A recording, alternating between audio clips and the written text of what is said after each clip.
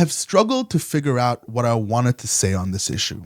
I value myself to be calm and collected with my thoughts, and I am proud that I can honestly present my beliefs while providing a perspective that consider the lives and beliefs of those around me as equal and valid.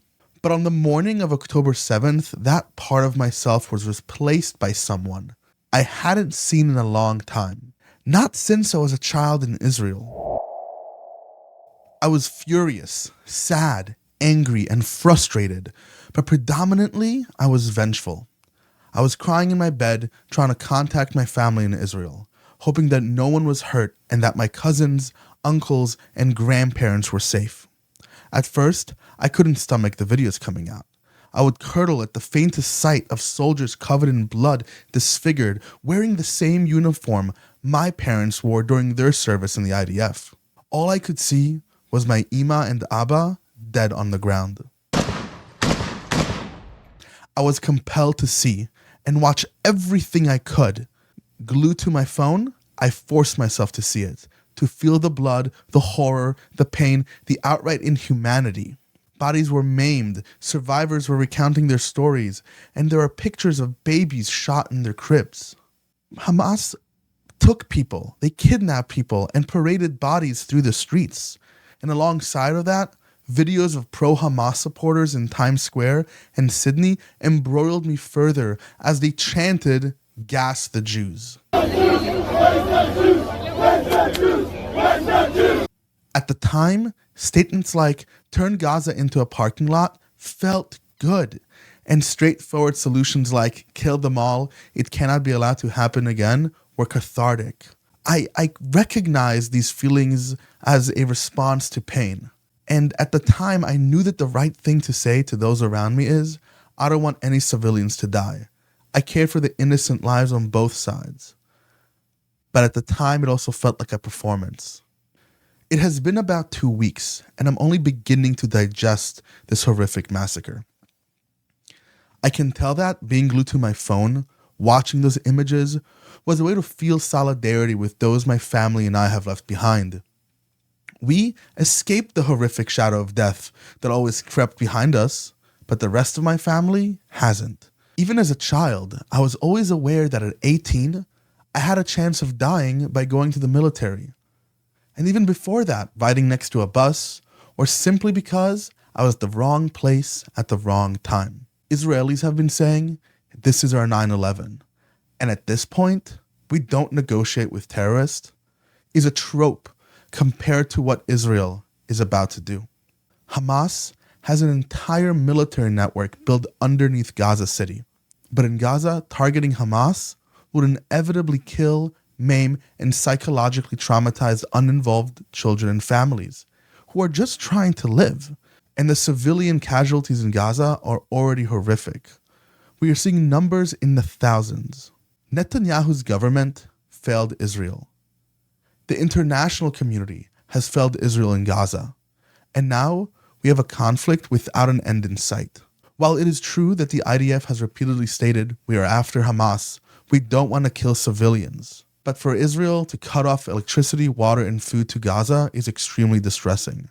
Hospitals are running on generators and will soon not have electricity to treat the innocent.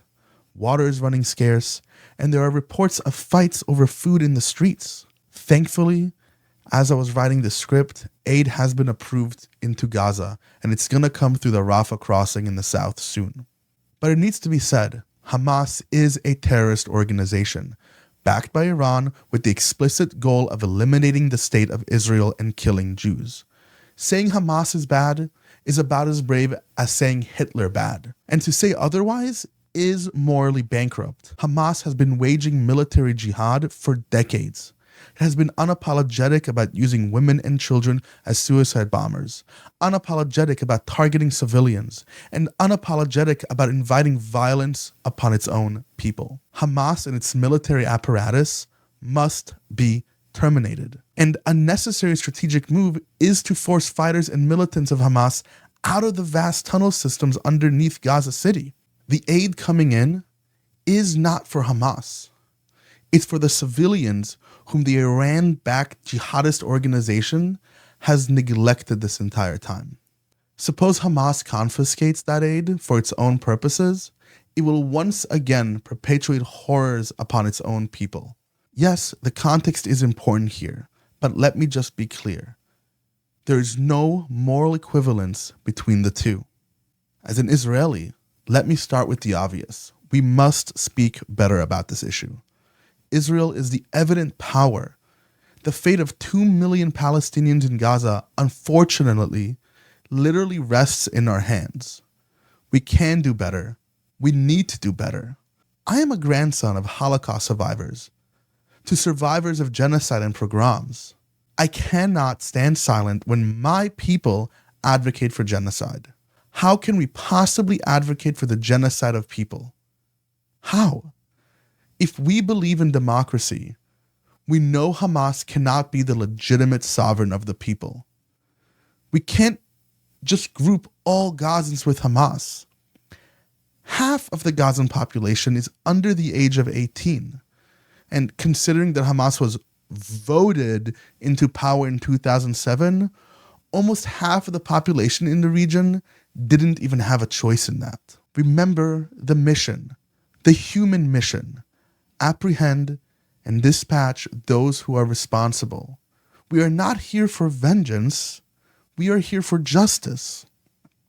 Some of my fellow Israelis would disagree with this statement, but it must be said. There must be an articulable diplomatic criterion for peace.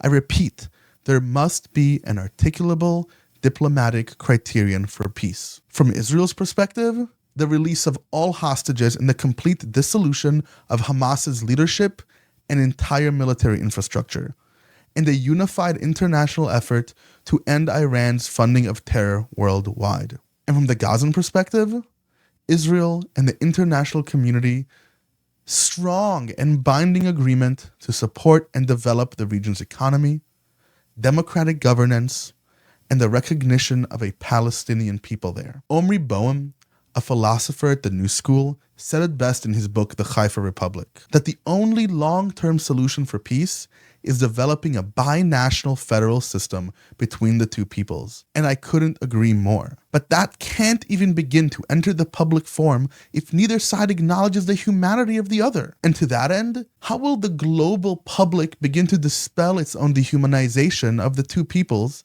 if the media we consume is saturated with misinformation and propaganda? I have a bias. Everyone has a bias. But the biggest enemy we face here, in the rest of the developed world, is social media. Influencers don't communicate nuance. And when we look for nuance, even the legacy media has failed us. Recently, the Ali Arab Hospital in Gaza was hit by a rocket. US intelligence claims the death toll is between 100 and 300 people. And initially, Israel bore the brunt of the blame. But as the story unfolded, evidence now leads to the contrary. The legacy media uncritically reported the propaganda of Hamas, the same way they have done when Israel does it, and the same way they've done when America does it. When our fourth pillar of government, its watchdog, doesn't challenge a government's propaganda, the ghouls across social media harvest and propagate that propaganda. This tragedy and the misinformation circling it was the catalyst for the dissolution of a critical meeting between Biden and the neighboring Arab nations. An event so caught in the fog of war, made worse by misinformation and propaganda, got in the way of diplomacy, in the way of a path to an end of the suffering, a path to long-term peace.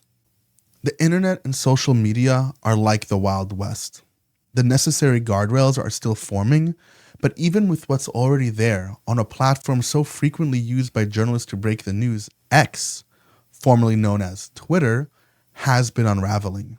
Anti-Semitism has doubled, and all hate across the board has gone up since Elon Musk bought the site. Musk almost immediately eliminated long-standing verification protocols. Blue check nowadays don't mean you're a verified user. It now means that you pay to have a bigger soapbox to stand on. Your tweets are promoted, and the world sees whatever you want to show them. And again, that's just Twitter. It's important to mention that the Rolling Stones published an article examining X's, Twitter's, misinformation. According to the Stones, verified accounts on Mux's X spread 74% of Israel-Hamas war misinformation. Posts spreading false claims gained 1,300,000 likes, reposts, replies, and bookmarks. And in 1 week, were viewed by more than 100 million people globally. Across the US and other parts of the world, we saw a mainstream legacy media fixated on a far-right radical minority.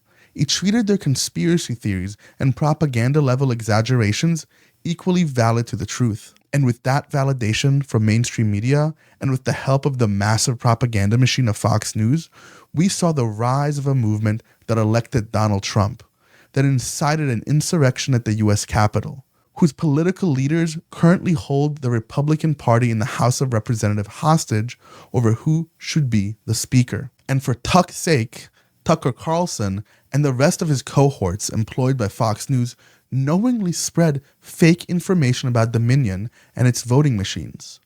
If our social media is losing its guardrails in favor of profits, if our mainstream media is too focused on sensationalist headlines and not on finding the truth behind the words of terrorists and governments, then how can we be a serious ally to either side, let alone the side of humanity?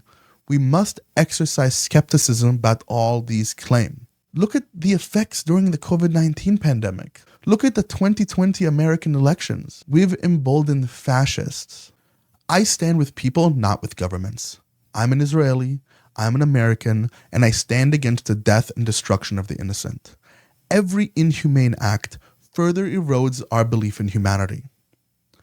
And to my people I say, our hope is not yet lost to live with freedom in our nation, the land of peace in Jerusalem.